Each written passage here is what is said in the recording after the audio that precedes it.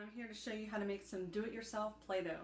I've used this recipe for a while now from my daughter's preschool, and I've adapted the procedure a little bit, which is why I wanted to share how I make it, because it's an awesome recipe that my daughter used in her 2 different years of preschool, and they played with it almost every single day.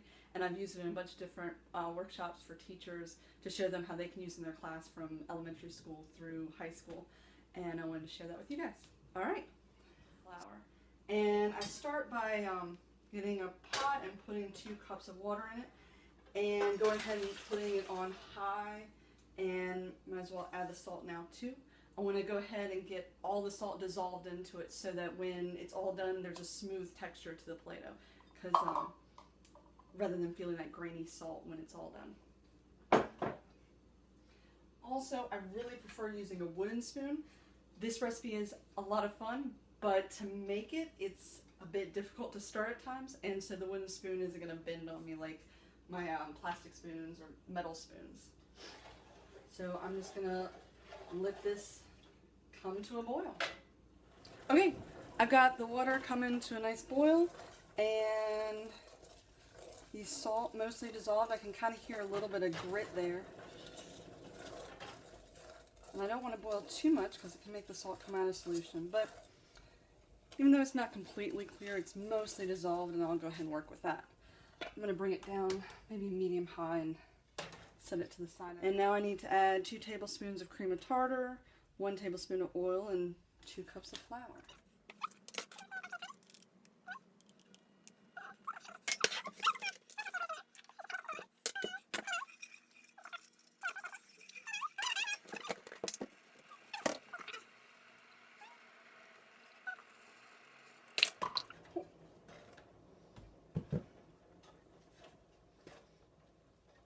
And I'm just going to stir it. There's a lot of lumps right now. And I want to scrape the bottom to make sure that nothing's sticking there and making it unevenly heat. And now I'm going to be constantly stirring until I'm all done. Otherwise, I might get some burn spots.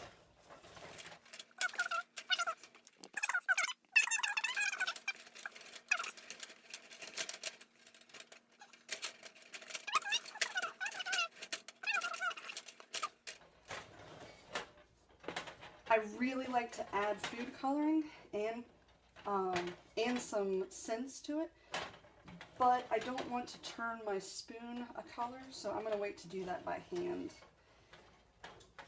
once I get the texture that I like. Be a little bit hot.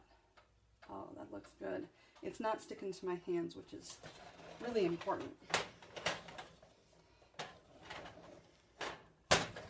Alright, turn that off. Excellent. And you can see the bottom's getting a little bit brown there and starting to burn the bottom. That's alright. So get that off the cutting board down just to protect my counter, because this is pretty hot.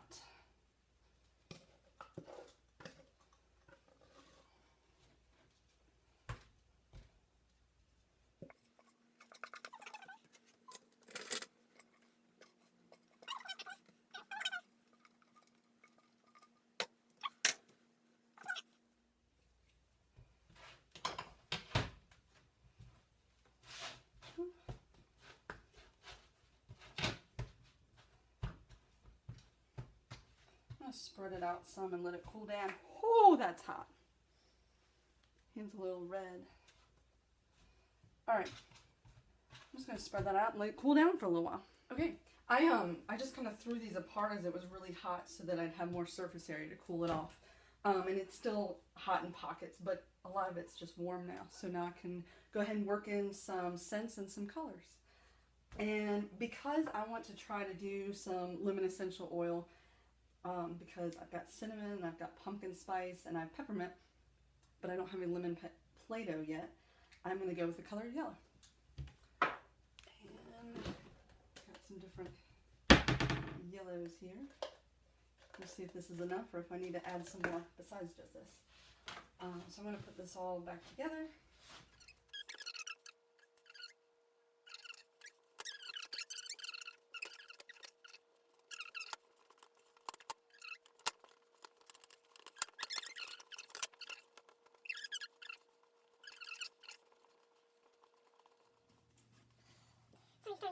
yellow. Use up all of that. And the reason why I can't go ahead and add the essential oil now too. There you go. That was maybe about 10. I just add as much as I want until I like the smell.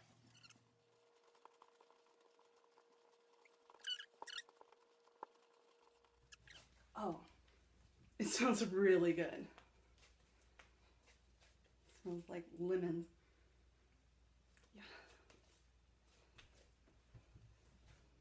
When it was all said and done, I added about 50 drops of lemon essential oil and maybe about half a container here of yellow food coloring. And because of that, I added some more oil to make it less sticky with that wet that was added. But I love the smell. And I love the color, and I can't wait to use this in a classroom soon. My name is Carla Hoffman Scherer from Greater Than Goods, and I hope you get a chance to try this at home or in your own classroom. Thank you very much. Do you have a pyramid? No.